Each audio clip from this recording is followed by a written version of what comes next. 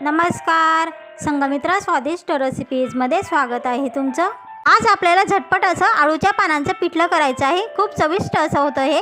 आणि नवीनच आलेला असाल माझ्या चॅनलवर तर अशाच नवनवीन रेसिपी पाहण्यासाठी माझ्या चॅनलला सबस्क्राइब करून घ्या, बेल बटन ऑन करून द्या। फेसबुकवर हा व्हिडिओ बघत असाल तर फॉलो नक्की करा, लाईक कमेंट व शेअर करा। चला मग आता पिठलं कसं बनवायचं ते बघूया। आळू वड्या वगैरे बनवण्याचा कंटाळा आला असेल तर अगदी झटपट बनवा आळूच्या पानांचे चविष्ट असे कोरडे पिठले। आळूच्या पानांचे पिठले बनवण्यासाठी आपण हे आळूचे पानं घेतलेले आहेत। काही लोक ह्या पानांना पोथीचे पानं असंही म्हणतात। आता आपण ह्या पानांना स्वच्छ धुवून घेणार आहोत। नंतर यांना बारीक चिरून घेऊ। चिरताना आळूच्या पानांचे शिरा व देठ टाकले तरी चालू शकतात। पानांचे शिरा व देठ सहसा फेकू नका, खूप पौष्टिक असतात ते। आळूचे पानं चिरल्यानंतर साधारण 5 मिनिट आपण गॅसवर पातेल्यावर झाकण ठेवून वाफवून घेणार आहोत। ह्या पानांना 5 मिनिटात हे पानं शिजून जातात।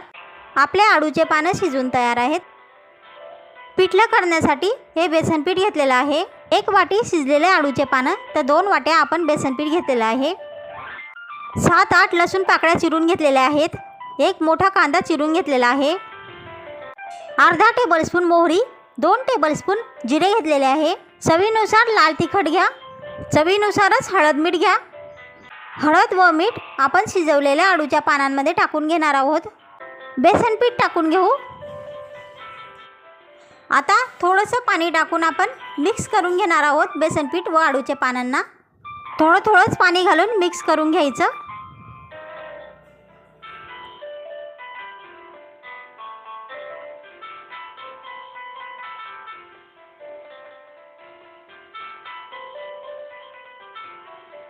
अशा प्रकारे आपण पीठ भिजवून घेणार आहोत। आता पिठलं तयार करण्यासाठी आपण या कढईमध्ये तेल घेतलेलं आहे। तेल थोडं जास्त घ्यायचं, कारण आपलं पिठलं हे तेलावरच शिजणार आहे। आपल्याला जास्तीचं पाणी घालायचं नाही। आता तापलेल्या तेलामध्ये मोहरी घालून घेऊ, जिरे घालून घेऊ। जिरा मोहरी छान तळतळल्यानंतर चिरलेला कांदा लसूण घालून घेऊ। आता मस्तपैकी फोडणी बसू द्यायची आहे। कांदा लसूण तांबडा झालेला आहे, म्हणजे आपली फोडणी झालेली आहे। चला मग आता आपण ह्या फोडणीमध्ये लाल तिखट टाकून घेणार आहोत। आता मिक्स करून लाल तिखटाची फोडणी बसू देऊ। छानपैकी फोडणी बसल्यानंतर आता आपण आळूचे शिजलेले पानं, बेसन पीठ व हळद मिठाचे जे मिश्रण केलेलं होतं ते कढईमध्ये टाकून घेणार आहोत। आता फोडणीमध्ये सर्व मिक्स करून घेऊ। मिक्स झाल्यानंतर अशा प्रकारे आपण पसरवून घेणार आहोत आणि मंद गॅस करून वरून झाकण ठेवून घेणार आहोत। त्यामुळे आपले पिठले लवकर शिजेल। अधूनमधून झाकण काढून पिठल्याला उलटसुलट करून घ्यायचं, म्हणजे शिजलेली बाजू वर करायची आणि कच्ची बाजू ही खाली करायची।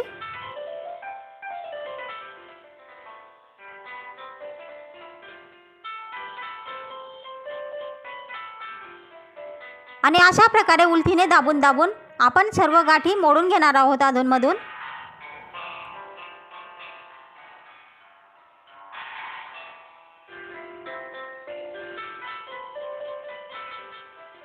आणि मंद गॅसवर झाकण ठेवून शिजवून घेऊ।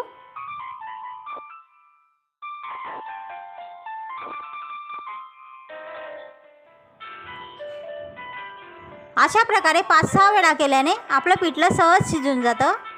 मोकळं झालं म्हणजे आपलं पिठलं शिजलं असं समजावं। तुम्ही खाऊनही पाहू शकता, चेक करू शकता शिजलं की नाही ते।